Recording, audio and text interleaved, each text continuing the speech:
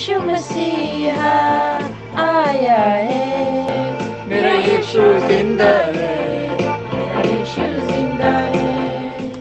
आप मेरा यीशु जिंदा है चैनल देख रहे हैं। यूहन्ना के सुसमाचार के अध्याय 10 श्लोक 10 में परमेश्वर का वचन कहता है कि चोर किसी और काम के लिए नहीं परंतु चुराने और घात करने और नाश करने के लिए आता है। मैं इसलिए आया हूँ कि वे जीवन पाए और बहुतायत से पाए।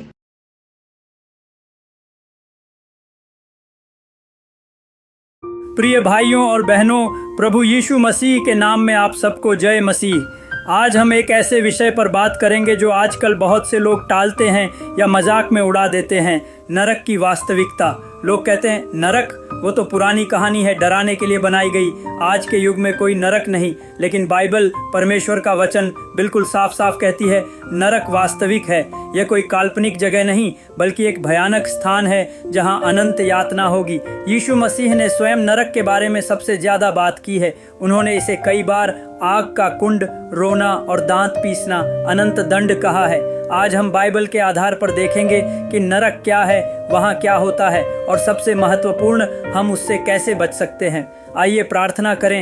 हे प्रभु, आज तेरा वचन हमारे दिलों को छुए और अगर कोई यहाँ नरक के रास्ते पर है तो तू उसे बचाने का काम कर।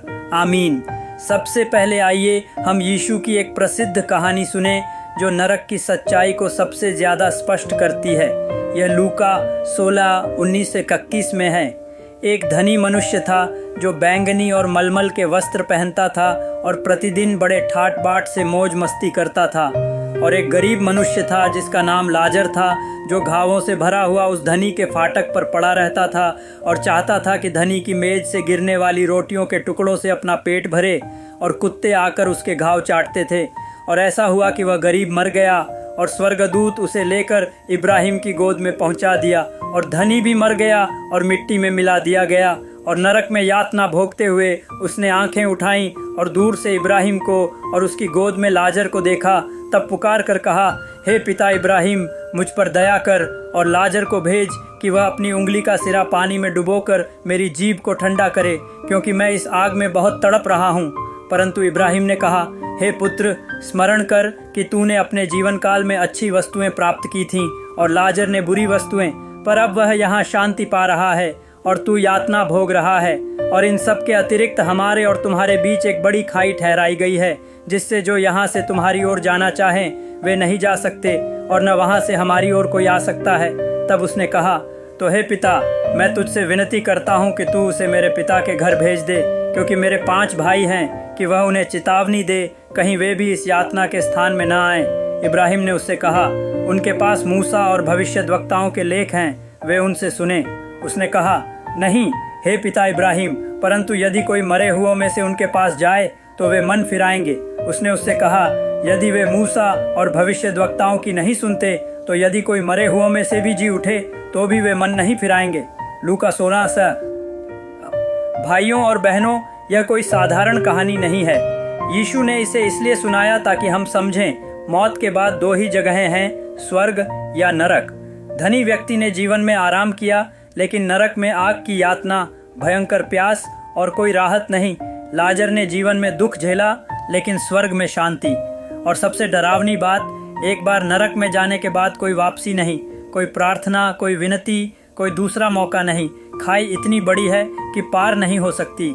बाइबल नरक को कई नामों से पुकारती है, गेहिन्ना, आग का कुंड, अधोलोक, दूसरी मृत्यु। यीशु ने कहा, और उन्हें आग के कुंड में डाल देंगे, वहाँ रोना और दांत पीसना होगा। मत्ती 13:40।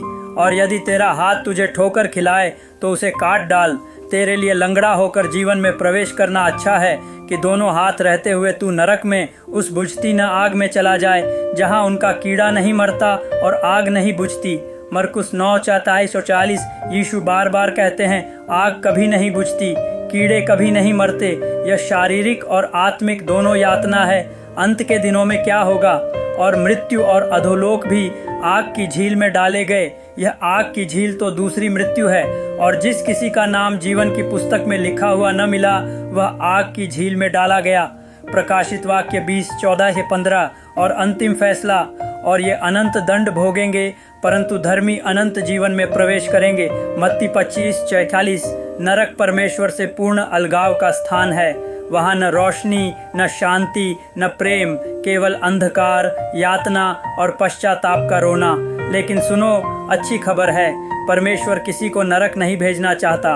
वह कहता है, प्रभु यह नहीं चाहता कि कोई नाश हो, परंतु सब लोग मन फिराएं।